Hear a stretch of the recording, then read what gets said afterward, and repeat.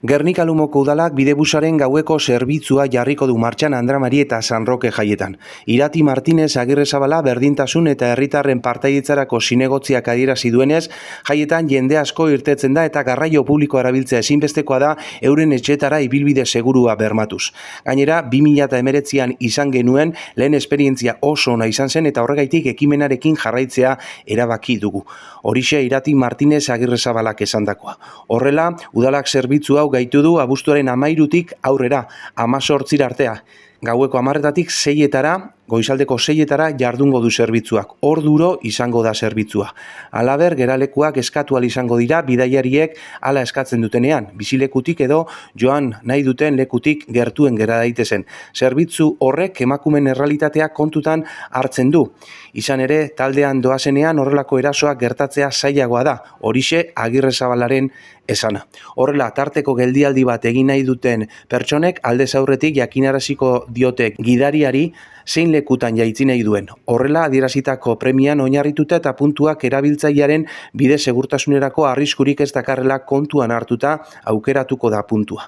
Zinegotziak azpimarratu du politika publikoak genero ikuspegitik bideratu behar direla eta xedapen horrekin segurtasunean irabazten dela.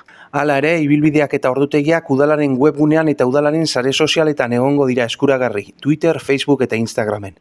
Bueno, hortuan bebai, oin dela 2 urte moduen, gautxoria jarriko dugu Gernikako jaizetarako, danok nahi dugun moduen, segurtasune bermatzeko eta garantizatako egingo dugu iniziatiba hau.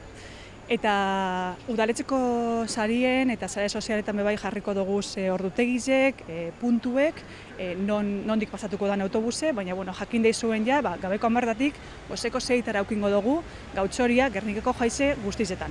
Indarkeriaren aurkako kontzientziazioarekin jarraituz, bestalde, udaleko berdintasun sailak Andramari eta San Roke jaietan ere indarkeria sexisten aurkako informazio guna jarriko du indarkeria matxistarik gabeko jaiez gozatzeko. Horretarako informazio gune gisa karpa bat jarriko da Sarazpe plazan, herritarrek indarkeria sexistez kontzientzia har dezaten eta emakumeek euren burua defendatzeko eta erasotzaileek jakin dezaten ez direla libre nahi dutena egiteko. Edozein erasok erantzuna izango duela. Informazio estana abuztuaren 14tik 18ra egongo da zabalik, iluntzeko 7etatik gaueko 10etara, era berean bizipenak, iritziak eta interesak partekatzeko eta zalantzak argitzeko baliabideak egongo dira, baita laguntza eta sororitate ahizpatasun gunea sortzeko ere.